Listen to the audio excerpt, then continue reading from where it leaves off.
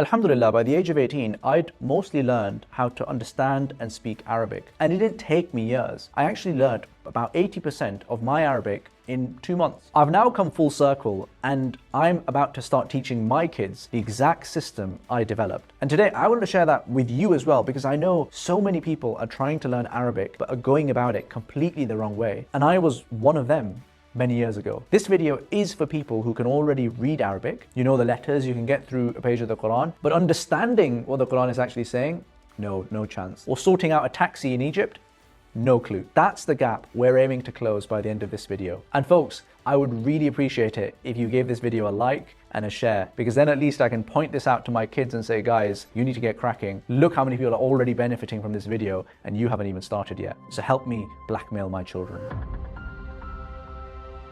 I tried Arabic books and apps for 6 months and I basically got nowhere. I've spoken to so many people as well who've had the exact same experience. Years of apps, years of classes, self-study books, and they still can't follow a khutbah or read an ayah and know what it means. The problem isn't the effort. The problem is the approach. Apps, they drip feed you random vocabulary with nothing to hang your hat on. You learn words in isolation and they don't stick because there's no skeleton underneath them. Your brain has nowhere to file any of it away. And a lot of the traditional courses, they go the other direction. They drown you in grammar before you've got any words to apply it to. Months of rules, of charts, of terminology. It burns you out before you've even said a single useful sentence. The only thing that actually works is getting your brain to a place where it has no choice but to use the language. Not an app drip feeding you one word a day, proper immersion, whether that's Arabic media, TV shows, podcasts, or ideally, if you can manage it, actually going somewhere. Personally, what I did was book tickets to Egypt in advance because there's nothing like a departure date to focus the mind. This was in the time before smartphones even existed. So I felt like I had to actually get a basic grounding ASAP, otherwise I will be stranded as a 16-year-old without any way of communicating to the outside world in an Egyptian airport, and that was a pretty scary thought. And by the way, this year, the very first thing I'm doing with my kids in July and August is taking them to Egypt to give them that first step of the experience. But before I'm going to take my kids there, there are 8 things I'm going to get them to do, and I want you to do these 8 things first as well.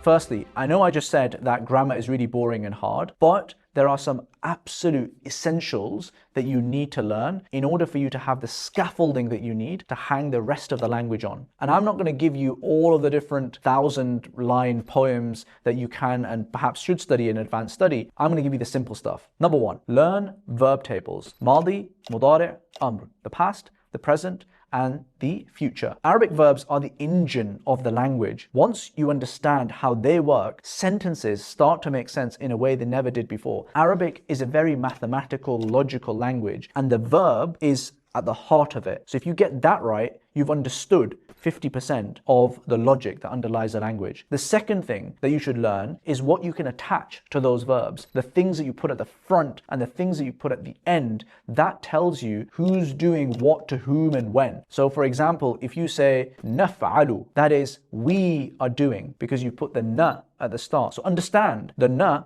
is a really powerful thing because it suddenly means someone who's learnt the verb and how it's conjugated, they can then put a na at the front of it, and now they know how to say we something for all sorts of different verbs. It's a very powerful thing. It sounds complicated, but actually all of this is just pattern recognition once you see it laid out. The other powerful thing with the Arabic language is literally, if I said nadribukum, we are going to beat you, plural. That's actually quite a profound sentence just on its own. And all you've had to do is add something on at the start and add something on at the end, and suddenly you've got a sentence. It's a much more powerful thing in the Arabic language than it is in pretty much any other language that I know of. The third thing you can do is prepositions and pronouns. Short words, massive impact, really useful stuff. These are the glue that holds the sentences together. So تحت, فوق, على, أمام, إلى, مع, all of these, you'll see these words popping up again and again in pretty much any book that you read, and you need to hoover this stuff up because that's the stuff that is the glue that holds all the different sentences together. Number 4, the 2 types of Arabic sentence, you need to understand those. You've got jumla ismiya that starts with a noun,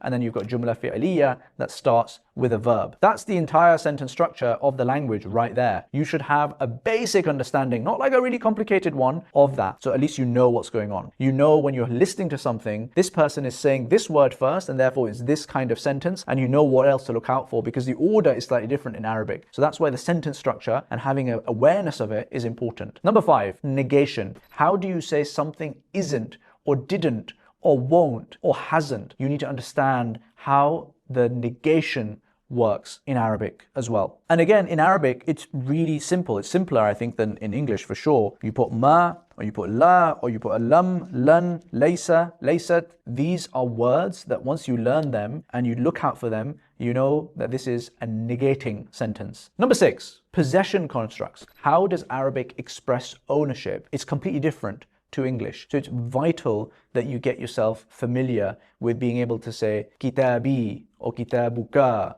or kitabuna, for example. Number 7, this is probably my favorite, by Hansware Dictionary, the classic. If you're serious about Arabic, you need to do this. You have this book, and alongside it, you open up the first few pages and you learn the 10 verb patterns, what the scholars call the 10 forms. Arabic builds words from 3 letters. Learn the 10 patterns, and you can look up almost any word and understand not just its meaning, but its entire word family. It's like a cheat code for the whole language. And the thing is, if you don't learn this cheat code, then you're actually going to be in a world of pain because you are going to hear words that sound very much like another word. Tafa'ala is a form of the verb fa'ala, but on a piece of paper, it can also just look like taf'alu, you did. In order for you to be able to figure out the difference, you need to pick up those subtle cues to be able to do that. And that comes by learning the 10 verb patterns. Number 8, learn the 200 most common words in modern standard Arabic or classical Arabic, and we'll put a list in the description for you so you can get cracking immediately. With those words and with that grammar skeleton that we've now just scaffolded, you can actually start reading and understanding Arabic very quickly. You're not fluent, but you're now ready for Egypt. Or the other thing that you can do, which I did, was buy myself Harry Potter wa Sijin Azkaban, Harry Potter and the Prisoner of Azkaban, and start translating that line for line. And actually, you'll be surprised how much that benefits you, because most books don't use that much complicated vocabulary. And if you can translate about half of a book, then honestly, you've learned 90% of what you need to get by day to day, certainly if you go to Hogwarts.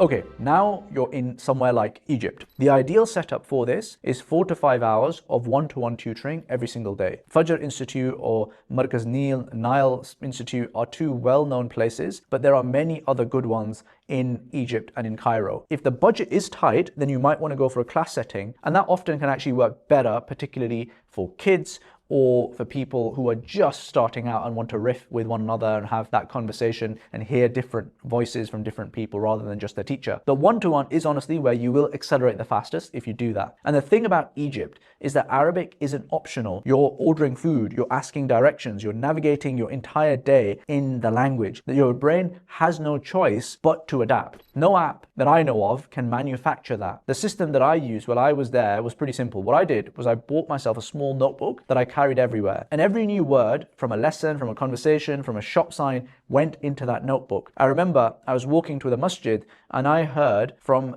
one of the guys who was walking with me, he said, how do you express the future in Arabic? Well, the way that you express the future in Arabic is you take the mudari', you take the present tense, and you put sa or sofa before it. And that guy taught me how to talk about the future, which is huge. And it was just an ad hoc conversation that I had on the pavement on the way to the masjid. And I've been using it ever since. Then every salah time, before or after, I'd open up this little book and I'd start going through the new words. 5 times a day, you're revising your vocabulary. Believe you me, that compounds up very, very quickly. So folks, what's the takeaway? 3 things. First, learn the minimum viable grammar that is absolutely necessary, but not a jot more than that. No academic course, just enough to see the skeleton of the language. And if you're anything like me, too much grammar at a single point is a massive headache and it kills your momentum. Get the structure and then stop. Grammar is a tool. It sharpens what you already have. It's not where you start. And of course, if you get passionate about it, if you're into your grammar, then go and do Alfiyat ibn Malik and go and do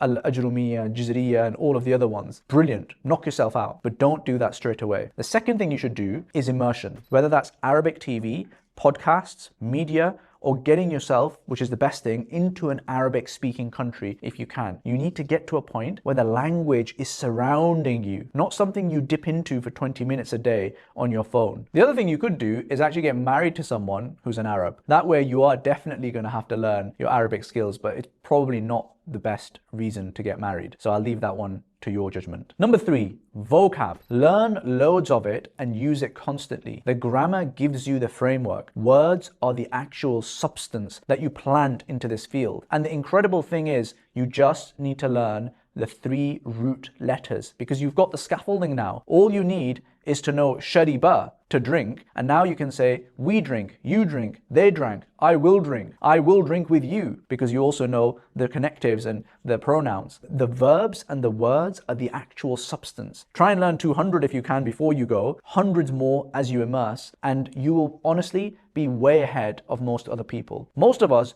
grew up reading the Quran without understanding it. Now, imagine sitting with the words of Allah and actually knowing what you're reading. That's not reserved for scholars. It's available to anyone willing to put in 2 focus months and then potentially spending another 2 to 4 months after that polishing and really nailing it down. And if you're serious about your relationship with the Quran and you really want to nail down your Arabic, I think the ideal is to go away for at least a year and do the Arabic and the Quran and the Islamic studies all together. And if you are going down this path and you want to learn how to do hifz step by step in as painless a way as possible, we've done a video on that as well. It's very popular and I'm linking to that as well. Everything we've covered today on getting yourself up to scratch on Arabic fast, paired with this video where you get up to scratch on hifz fast, is a pretty powerful combination. So folks, if you ever tried to learn Arabic or you're on that journey right now, I'd love to hear from you how you found this video and what are your comments and what are your lessons on your journey as well. Please do share this with someone who you know will benefit from it, and if you found it useful, then please make sure that you give us a like and subscribe to the channel. And Suleiman and Bilqis, because you're probably the only ones left watching this video at this point, let's go and learn some more Arabic. Until next time,